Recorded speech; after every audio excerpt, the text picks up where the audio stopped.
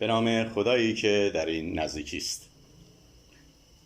تعاریف داستانک یا فلش فیکشن.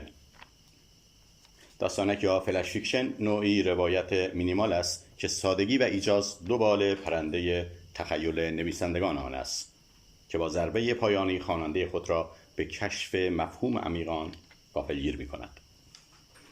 تعاریف متعددی از افراد متعدد برای این سبک ادبی جهانی رو به گسترش وجود دارد که اشاره به چند تعریف عمده میتواند در فهم بیشتر این داستان کوتاه مؤثر باشد. آقای جروم استرن که اولین مسابقه ادبی داستانک را در آمریکا در سال 1986 به راه انداخت، اعتقاد دارد نوشتن داستانک مانند نقاشی کردن روی یک دانه برنج است.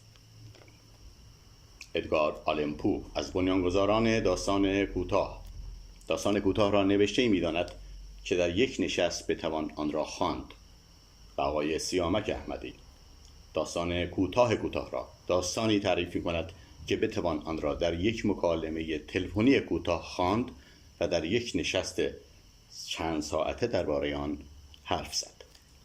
به اعتقاد پو داستانک نوعی روایت بسیار موزز است که همچنین داستان کوتاه همه عناصر آن معطوف به الگای تأثیری واحد بر خواننده است، اما طول آن از 3 یا 4 پاراگراف تجاوز نمی‌کند.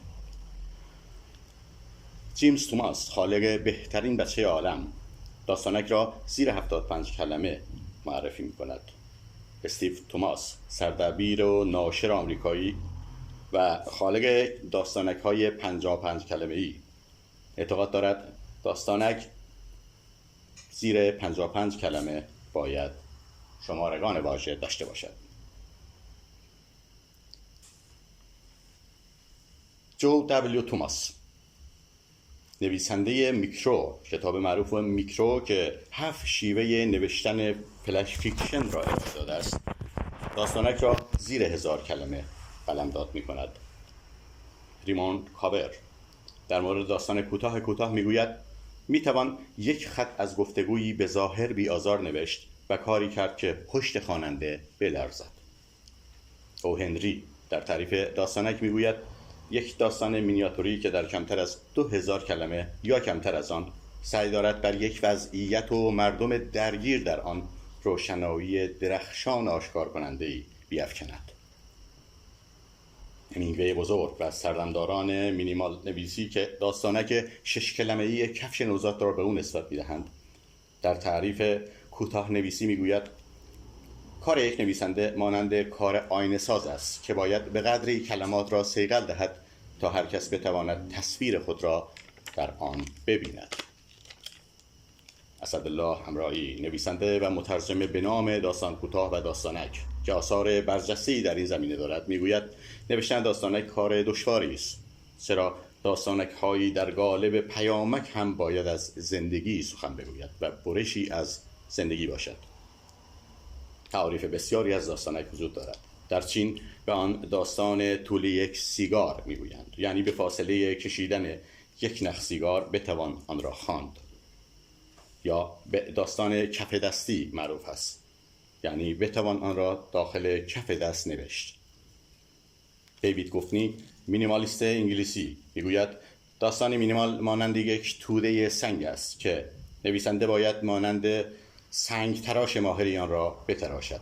تعریف دیگری هست فلش فیکشن مانند نور چراغی چند ثانیه‌ای برای دیدن یک اتاق تاریک است. فلش فیکشن کشیدن یک تابلوی نقاشی فقط با چند حرکت قلموست. و تعریف دیگری فلش فیکشن یعنی جهانی را داخل چند کلمه و سطر جا دادن. داستانک مانند ماده منفجری است که در فضایی کوچک انفجاری عظیم ایجاد می‌کند. یا این تعریف رسالت داستان کوتاه به فکر بردن مخاطبی که از اندیشیدن بیزار است. خانم ناهید جمالی در کتاب داستان مینیمال اشاره می‌کند که مینیمال داستانی است که در متن نوشته به پایان نمی‌رسد، بلکه در ذهن خواننده تمام می‌شود. آقای محمد جواد جزینی از فعالان عرصه داستانک خالق کتاب ریخشناسی مینیمال. در کتاب معروف داستانک فلک فیکشن داستان را اتم شکافته شده داستان کوتاه می‌داند. به هر حال میکروفیکشن در هر تعریفی که باشد، کوتاهی و سادگی لازمه آن است که پیام عمیقی درون آن نهفته است و این پیام رسانی پر مفهوم که یک داستانک نویس را از دیگران متمایزتر و مهمتر می کند و این یعنی همان ماندگاری داستان. جمله معروف ریبرت بری، خالق رمان فارنهایت 451، که درباره بن لوری میگوید: خیلی ها می نویسند اما بن لوری می تواند بنویسد. این مجموعه آغاز راهی سخت و طولانی، شیرین و لذت بخش در عرصه داستانک نویسی است که به کوشش سجاد رضایی و با کمک استاد محمد علی کاظمی نصرآبادی به انجام خواهد رسید.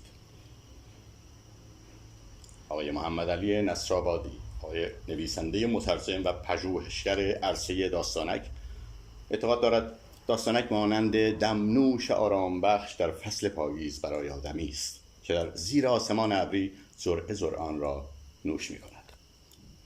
او داستانک را مانند پازلی می داند که مرتب چیده شده است و در آخر پازل به مخاطب اختیار چینش داده شده است.